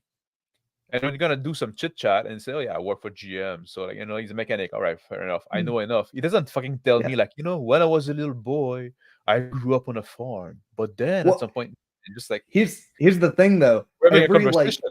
every so often you will run into one of those people, but if it's every character you're making is like Yeah. that's when it becomes weird. You have to be acknowledged because I've And worked with people where it's like their small talk is telling me all of their personal problems, and it's like, dude, it's a fucking I know, 110 degrees and I'm working on a broken water heater. I don't want to hear your yeah. fucking life story. And when you run into one of those, the first thing you try to do is to run away. Yeah, it's trying to shut It's them up like, somehow. man, Yeah. this guy is fucking weird. I don't fucking care. Like we Yeah, don't time yeah. like I'll care about like people that I know that I have interaction with, but like other than that, yeah. Yeah, exactly. I think that's Yeah. the thing about the backstory is if it helps you justify the choice of class, the choice of your skills, all of the choices Yeah. you made in character creation, and maybe if it helps, the GM drop little One or like plot low hooks here level and stuff there. like that. Sorry? Oh, yeah, great. Yeah, you cut out Oh, and I didn't oh I sorry. didn't know so you were still going. But yeah, if it helps your GM and it helps you role play, great. But if it's just going to be you writing a novel, then that's when the giant backstories start to backfire. Mm-hmm. And if you like I was saying, like if you start like like a low level character, like whatever it is level or Yes. whatever classes, keep your backstory fairly short. Like you Mm. didn't fucking like kill the there's prince and you didn't there's run that away with great the meme crown, of and it's like, have you seen it, the fucking like parody children's book cover of like the rogues, 30-page dark backstory, and then the rogue when their first encounter, it's my baby's first knife fight. yeah.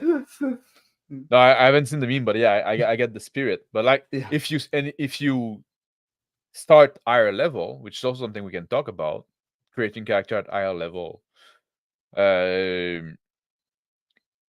then maybe you can justify like what did you do? How did you reach Mm. like 7th level, whatever, if you're playing a Mhm, D&D kind of game.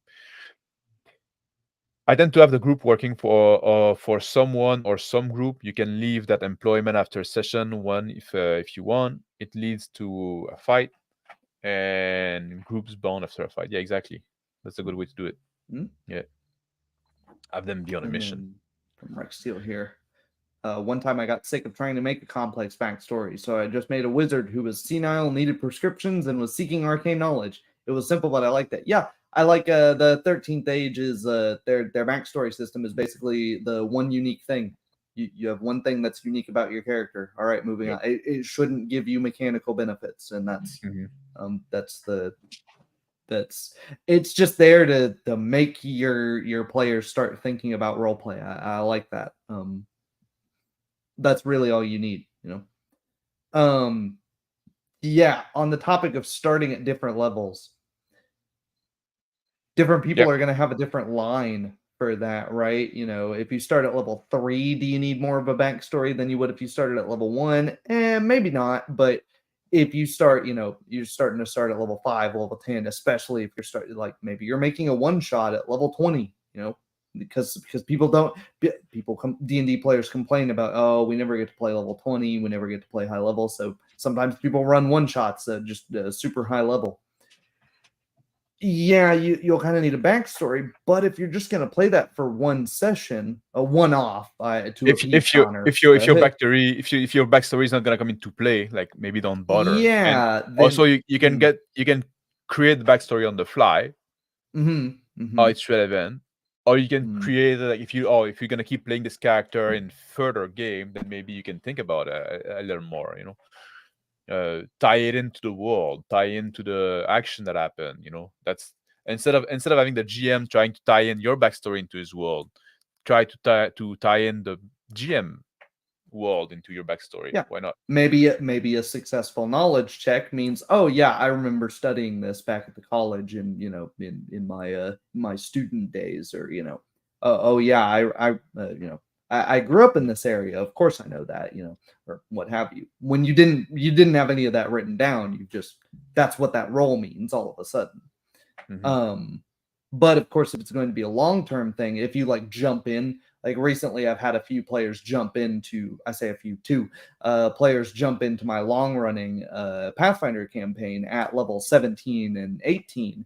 And it's like, okay, well, yeah, I'm going to expect, you don't suddenly become effectively a demigod by just existing. Or maybe you do. And tell me, you know, tell me what your ideas on that are. Are you like the favored, you know, son of a demigod? Are you like a demigod? Is that that can be something if we don't want to make it super complicated in one of those very high fantasy games? And you know, that can be super interesting to me because it can lead to people getting pissed. You know, we've worked super hard to get to the point of power that we're at, and you just get it. You just get to show up here.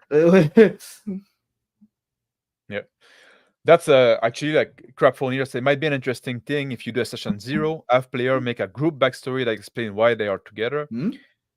That's I wanted to talk about session 0, making character together. A lot of people say, like, you know, session 0 is when you make character, you make your character together. I can go both way on that. Like, I do like when the players make the character together. At least, like, they don't, like, if you have like a more crunchy game, they don't have to have like every little fiddly bit nailed down, but, you know, kind of know, okay, who the group is, why are we together. That's the right time to do it. And if you want, like, to do like this niche protection, party dynamic, stuff like that, all right, that's fair. But if you don't do the session 0, then yeah, I'm all right with I'm gonna find a reason to put them together. But it's a little more work on the GM. What do you think about that? Do you think it's a necessity? Do you tend to do it, the session 0? I think you have to have a session 0 because you need to have a clear understanding of what are you looking to get out of this game, right? I don't want to lean anybody on, especially you. Let me rephrase that. You have to have a session 0 if you're playing with people you've never played before. Yeah, that's what I'm about to say, because like, I like eschew it, but like, I often play with the same kind of people. Yes, if you play with the same people that you played with in the last group, it might be okay to just send in, you know, in your Discord or whatever, hey, I'm running a new game. It's going to be these days. Make a character for it, and then we'll meet and we'll just get started playing. But I still like having the session 0 to go, okay, yeah, do you guys know each other? Do you not know each other? What's the sort of what do we want to get out of this campaign? Is this going to be, you know, or is it going to be very combat heavy? How long do we want the campaign to be? What sort of fantasy level? What system are we using? Maybe we haven't even decided what system we're using until session 0, right? That's session 0 is just I want to run a game. Everybody who's interested, let's get together and talk about what that looks like. We should do a video on session 0s in the future. I think there's a lot to talk about there. But yeah, absolutely. One of the things you can talk about there is, you know, how did the characters meet each other? And maybe that's all the backstory you need. So when you expect your player to come to session 0, you expect to come without a character? Yeah. maybe an idea of a character, right? And then the character is created like during session 0 or Yeah. between session 0 and session 1. Yeah, yeah. Yeah. All You right. know, I think we that's fair. Yeah. yeah. I think there's a definite advantage to it, and I do like it. It's not something that I require, but again, like I said, I often play with the same kind of group, Mhm. more or less. Yeah. Like Rex Steele will say, I very much prefer creating backstory through play and using what I'm actually doing in the game as inspiration for who this character is. I agree with that. Mhm. I'm gonna have like some big line, I know kind of who he is, what he likes, what he wants, but then like I'm gonna add to that as we go through the game. Yeah. I think that's a great way to do it, because if you pre-make your backstory too long, you can pigeonhole yourself into, oh, I wouldn't do that. This character wouldn't do that because I've already written that, this is a thing that, he just doesn't do, so you can create moments where you're like, oh, why would I do this? My character has no reason to be here because of who I've written him as. On the Yep. flip side, though, if you make no backstory, you can have those sort of early sessions become like you're sort of wandering and trying to figure out who this guy is. But I think both can work. I think Yep. it's worse to have a giant backstory you'll never use. Definitely. Armin, like say to reply to Rex Steele, I agree and find that even if a player have a complicated backstory, they only remember and refer to things that have happened in the game in the past. Yeah, I can see that also. Like oftentimes they write those big backstory, they're gonna I dump it once and never touch okay. it again. I have two players. I have two players who have backstories, and they have not sent them to me. Great for them, great for implying how they roleplay. Mhm. But if they want me to do something as like an NPC comes back from their past to start interacting with them, and then maybe they start hurting, not just that specific character but the party or something, whether that be through violence or something else. Uh, I can't do that if I don't know, what it is. So, that's it requires communication with the people that are running, and an expectation that, hey, okay, yeah, I can incorporate stuff from your backstory. Because to me as a GM, that's free writing. I'm getting writing from my players. I don't have to come up with stuff. It's a free like starting point at least. Yeah, and there's a one thing I wanted to mention also, like it's kind of going back to earlier a bit when we talk about Traveler, and it used to be that your character could die in creation. At some point, it's been Mm. changed. Your character isn't gonna die; it's just gonna start with like medical death, like medical bill and stuff like Yep. that. Yep. And there's game, oftentimes like I forgot which one, but there's game like a sci-fi game, and Traveler do that as well. I think you might start with a ship, but you owe money on it. Mm. Those game that give you an incentive to adventure. It's Mm. built in the character creation. You got this Yep. thing that you need to solve. You got like this problem back at home in your past, whatever, that Yep. you need to solve. I think that this is also something that I like quite a bit. Some game does it, not enough in my opinion. Oh yeah, And absolutely. it's I something think that it's it's something something that absolutely also can be done like outside the game system. You can just that's what I add was gonna say. yourself. Yeah. Yeah. That's what I was gonna say, but I think it's because there's so many, especially modern systems, that have the like wealth by level tables where it's like, oh, you're starting the game at level 3, you get 2,000 gold to spend. But you have to remember that's a guideline. Hmm. Nothing is saying that you as a GM can't go, oh, you're playing a noble from a noble family. Here, have some more money, but you're probably not going to be as good at fighting. I think people are too scared to play with the mechanics of the system, and maybe don't do that the first time you play the system, but subsequent go through. Maybe you go, you all are starting at level 5. Hey, does someone want to start at level 2 but just have a ton of money to spend and see how that works out? That could be interesting. Hmm. Shadowrun does the debt thing too. It's a flaw you take. You take debt, and then that's more communication with the GM. I would who are you in debt to? If you don't give me an answer, I'm gonna choose who you're in debt to, and then all right, Hmm. you better fucking be working for the Yakuza, or they're gonna come in and they're and gonna and take that your legs back. yeah, that has to come into play. Like if you Hmm. like you need to pay back that debt. Yeah, You fucking go in dungeon, you take the loot. Well, you're not gonna get to spend it and because you got this debt. in Shadowrun, it can be really interesting because, like, man, if you took a bunch of debt to get a cool cybernetic arm and you fail like the first, couple, you're not doing well the first couple of sessions, the Yakuza might come back and just rip your arm off and pawn it off. Now you're playing a one-armed character. And somebody else can buy a used arm. Yeah, you can. I think the used cybernetics in Shadowrun, they take up more humanity.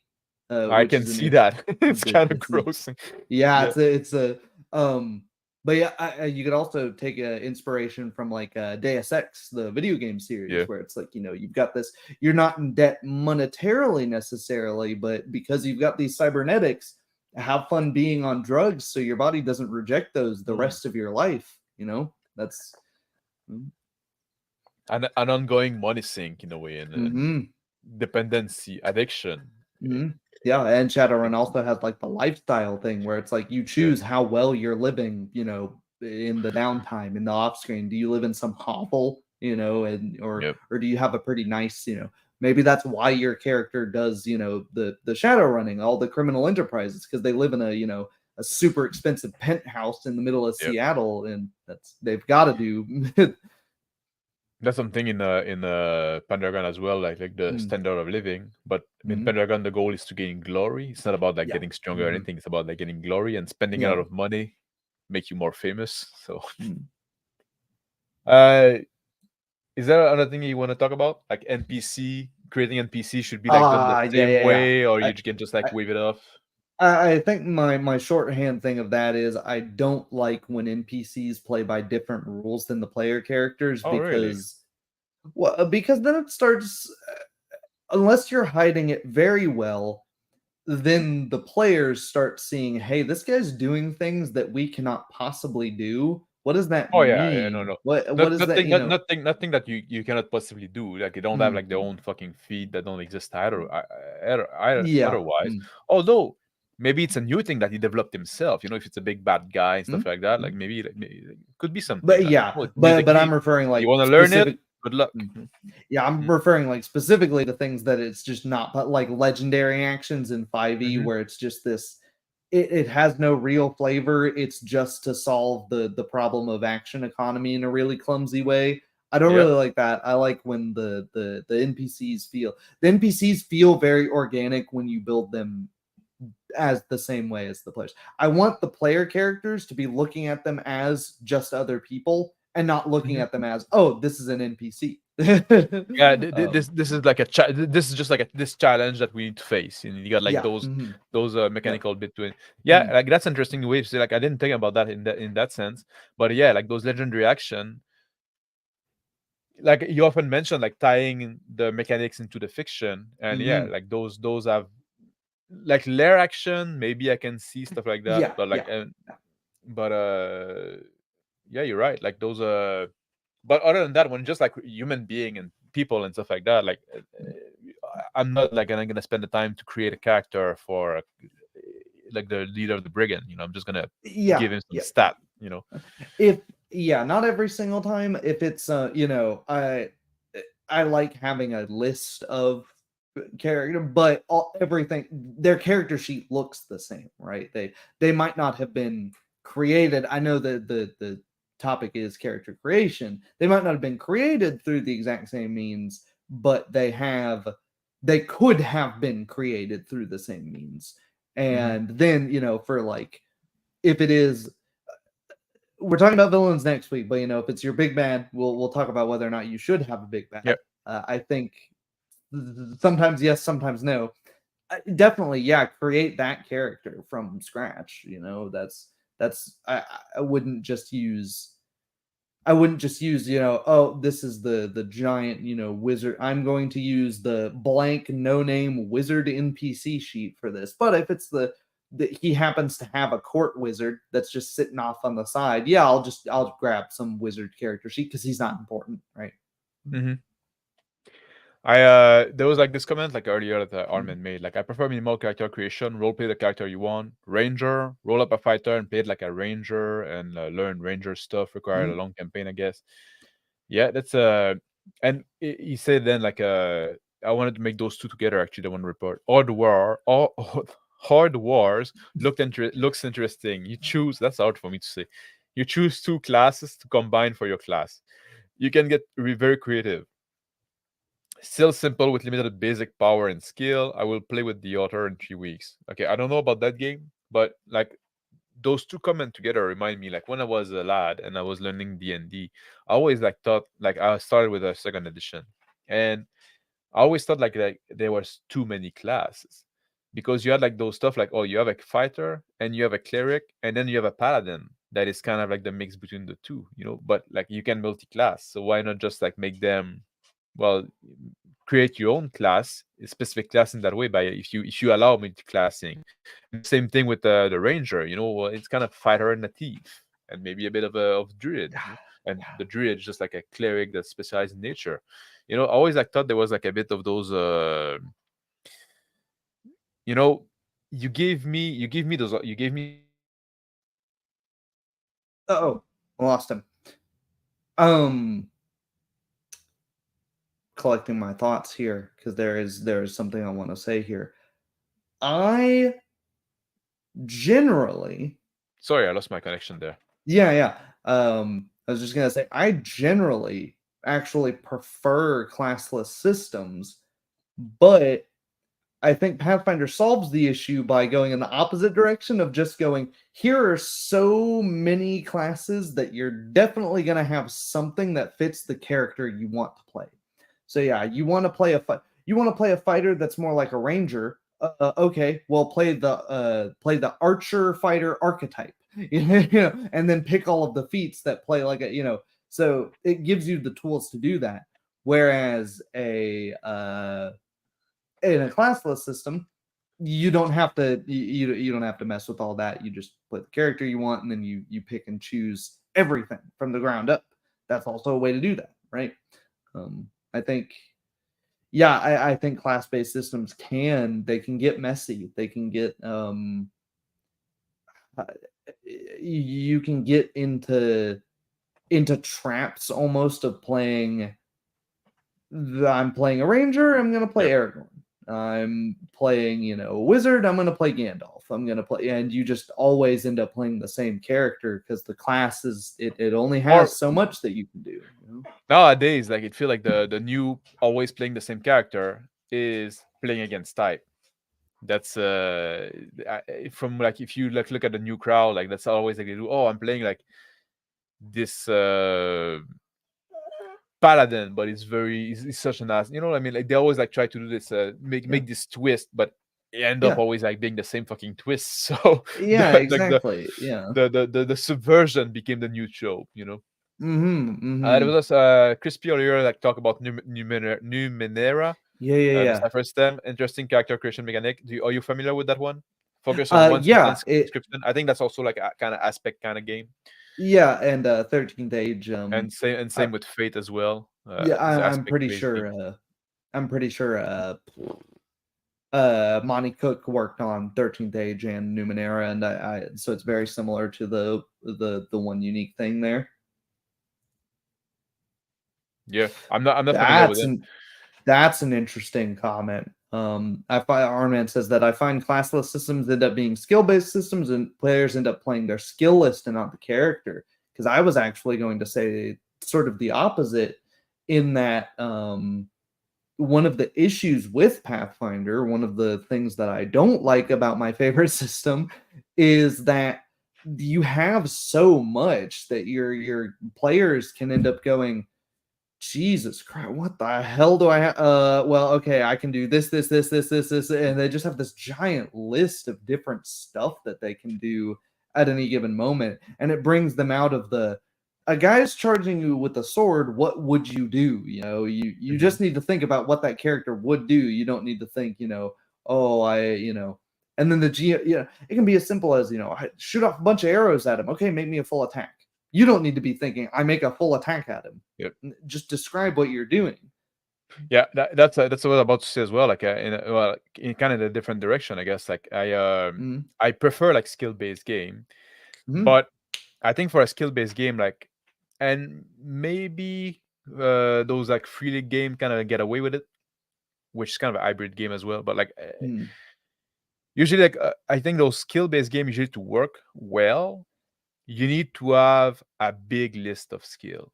Like a Mm, short list of skill that are broad, I think that's a mistake when you go skill based, and that's a big problem with 5e because like now because the list is a short list of skill but broad, people now look at them like button they can push, and because the skill are broad, they look for, oh, like I want to do this thing. There's not a skill that is specifically called that, so now they look at the list of skill again and again, trying to figure out under which it would fall. yeah, like If you have this Shadowrun. big list of skill, like in Call of Cthulhu, for example, Yep.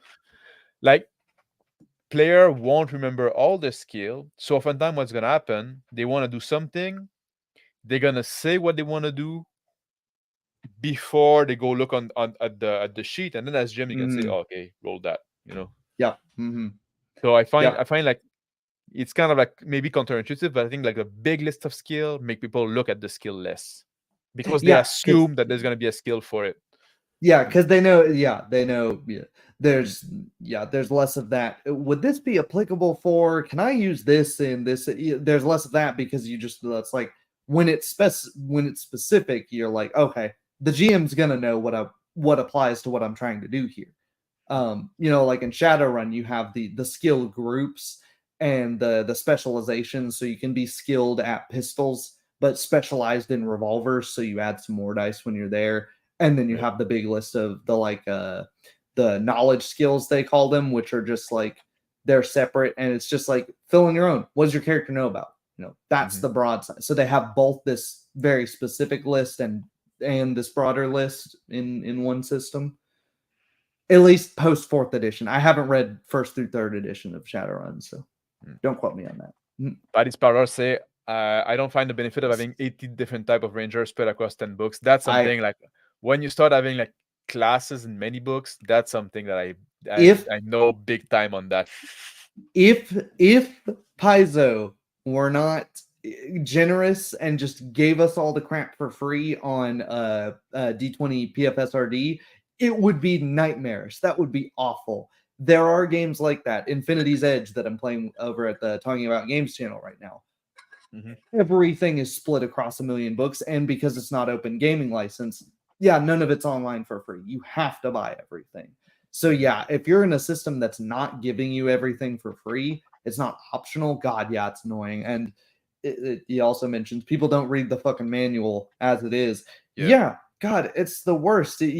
When you're in one of those systems, you have to have players that know how to play their character, or as a GM, be willing to be a little harsh and be willing to skip their turns. Be willing to just go, oh, as Abraham says, You you choose. were, just frozen in combat. You couldn't think of what to do, and yeah, that's it. Damn, learn Yeah. your character. Is there anything else you wanted to add to character creation, or did we go round enough? Yeah, I think we did. I think we could keep going. I got, the fiance's got barbecue in the other room, so. Yeah. But yeah, no, I think character creation informs a lot of whether or not you'll like a system. Yeah. So I think it's a lot to consider there, but yeah, we've covered a lot of it. I think like if I want to what I would wrap up as is like you said, character creation like can inform a lot about the system, but also about the world, about the setting. Mm-hmm, So there's something mm-hmm. that can be, if you have like a setting that is baked in the system, that's something that shouldn't be overlooked. Character creation is an important part of the game because there's one thing we didn't talk about. Lethality. If Yeah. you have a character a system more little, like we cannot skip about that. If you have a system more Yes. lethal, Yes. does it matter how fast the character creation is? Like if your character creation takes half an hour or an hour and a half or fucking 3 days in the case of Pathfinder, then are you always gonna be on the back burner? Or are you gonna try to make your system not lethal? Or is it like a or the if the character creation is too fast, or the player not care as much about their character because I'm just gonna make another one, Yeah, I and was I like, mean that can be a thing like Dungeon Crawl Classics and the systems that go off of it is, you know not to care about the characters right away because it's assumed that's like, they're gonna die.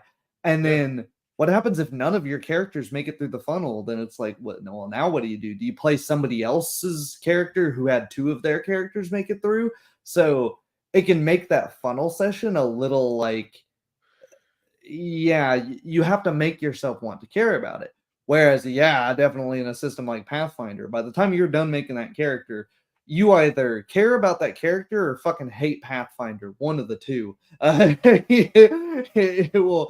It leads to one of those two circumstances, and in Pathfinder, at a certain level, it becomes really hard to permanently kill characters. Hmm. I need to make a video. I've been meaning to Permanently make. is the Yeah, effective word here. I've been meaning to make a video on that, but at low levels, yeah, you spend like you said, 30 minutes an hour making a low level Pathfinder character, and then somebody gets a lucky crit, you're dead. Uh, does that player want to make another one? Well, if they were on the spectrum of I hate Pathfinder's character creation, no, they're not going to come back to your Hmm. table. But if they're on the table of a really care about that, now all of a sudden they have that session means so much more to them because they lost a character that they really cared But about, and that can but be. if it's a character they care a lot about, but enough time for you to play it, it's also very frustrating because like you like Mhm, I like mhm, to I like my love of the character to grow as I play it. yeah, Uh, I don't like when I first session, the character maybe the character is gonna be cool, it's interesting stuff like that. I don't love the character because I don't know him yet. You know what I mean? I kind of like to build that. But yeah, I can imagine if I spend like hours and hours creating a mhm. character, then yeah, having it die like at the first fucking encounter, that kind of But sucks. now let me lead you to a trick of mine, also free from me.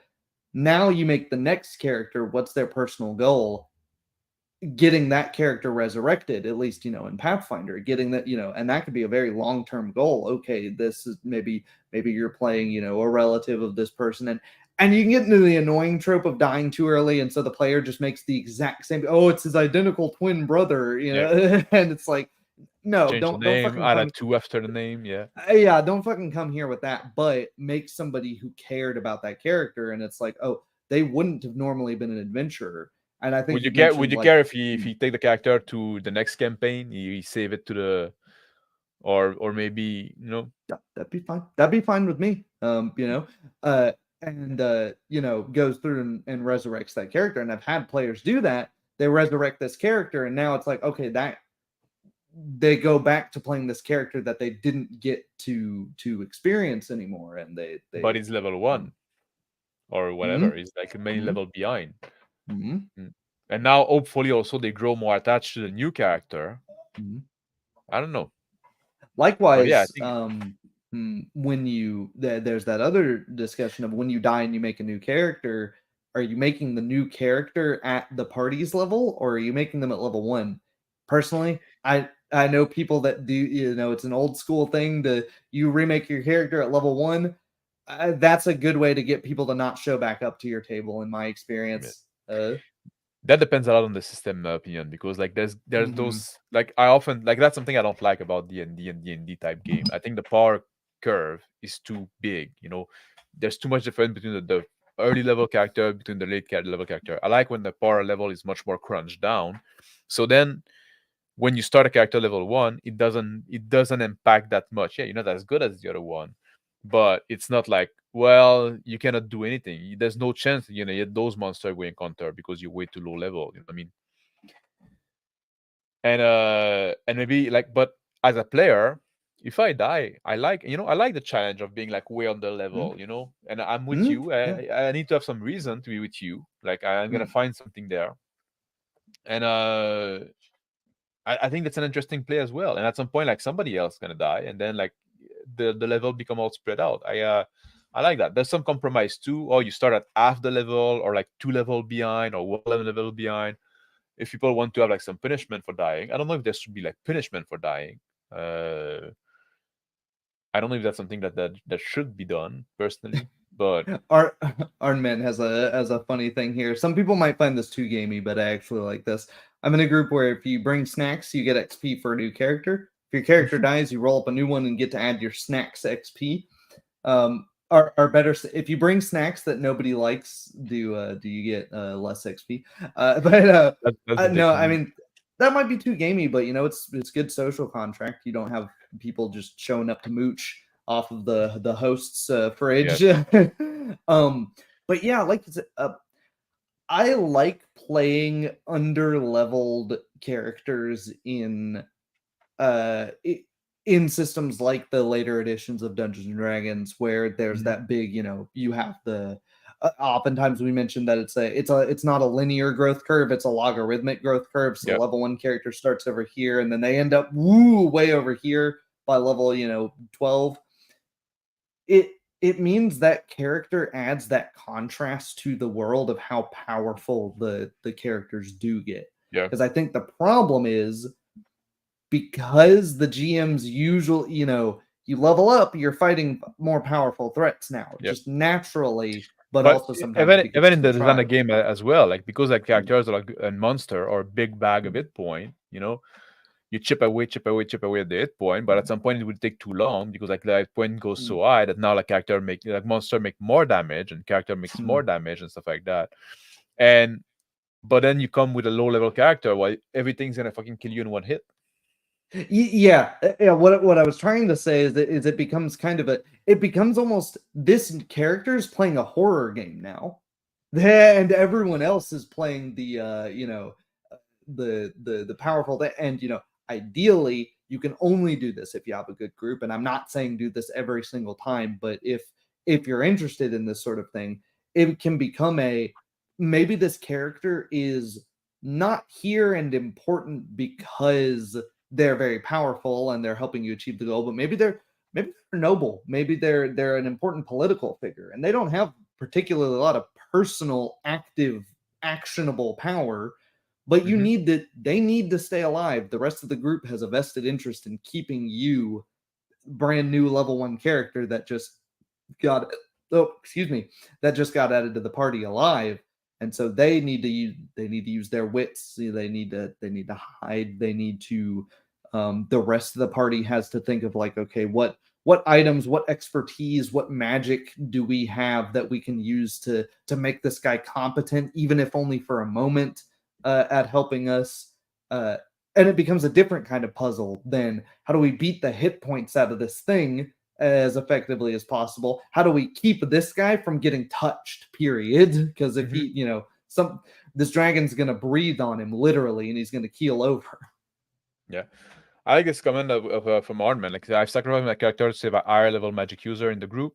I roll up a low level character playing alongside a strong wizard. Yeah. And also, like, I think like one thing that's interesting is that can be done when you play like in those XP level kind of game, which is not all of them, but get your character to get lower character, gain maybe more XP because like they kind of learn faster, and also like they're just gonna level up faster based on their level threshold is so they have a chance to cut up.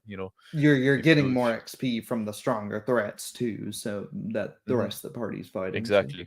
So. Yeah.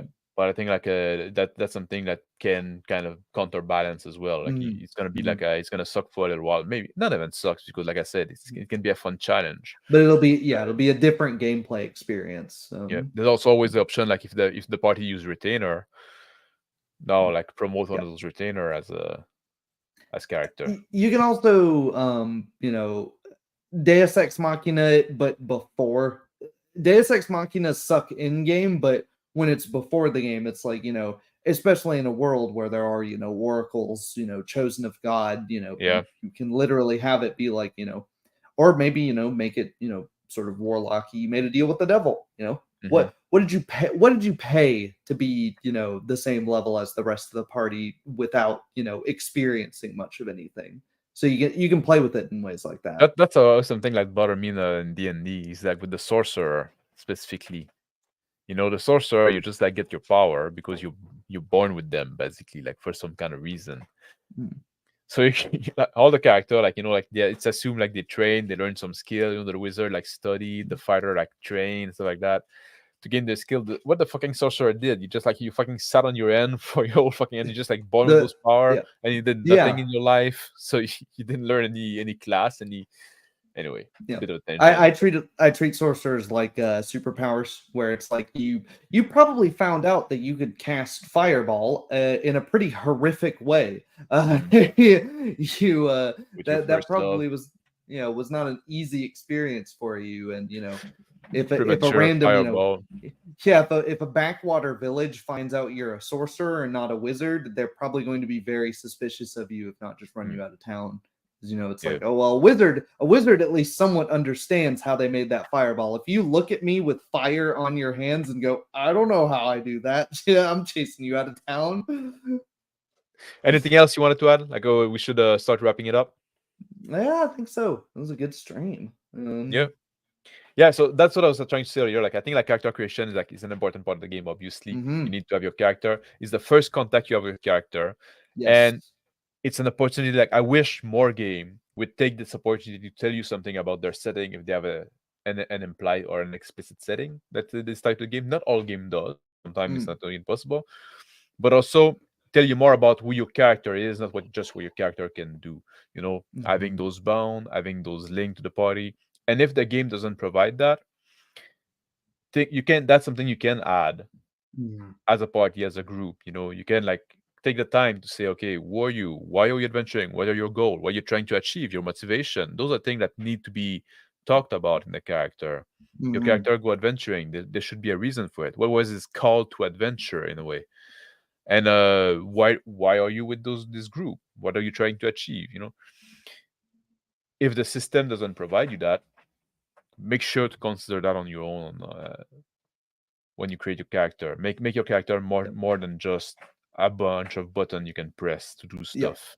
And that's something you have to do in some systems. I would say in most D20 Mm. systems, it's you have to do that. You have to add it outside the game, but it's there. You have to look for it. It's like me personally, I like reading through old medieval manuals and early Renaissance manuals. They don't tell you exactly what they mean. You have to figure it out.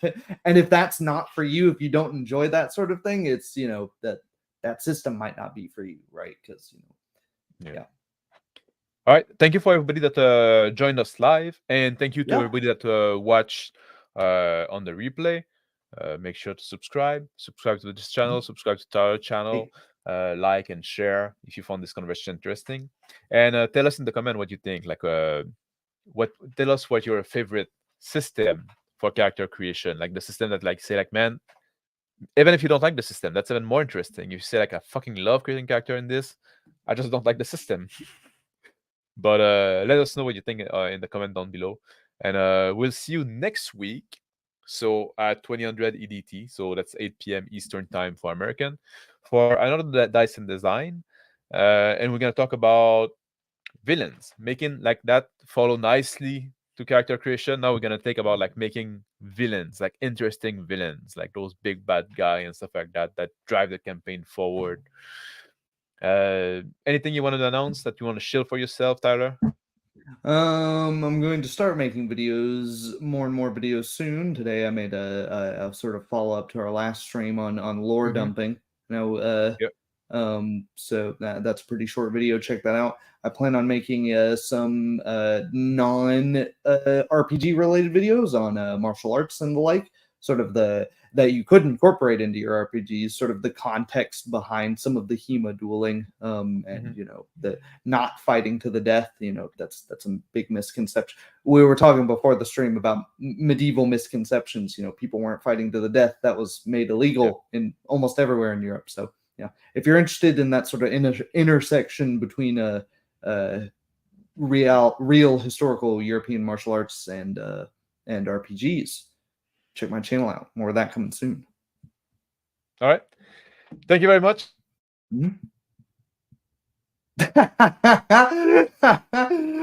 Thanks everyone for watching. Yeah.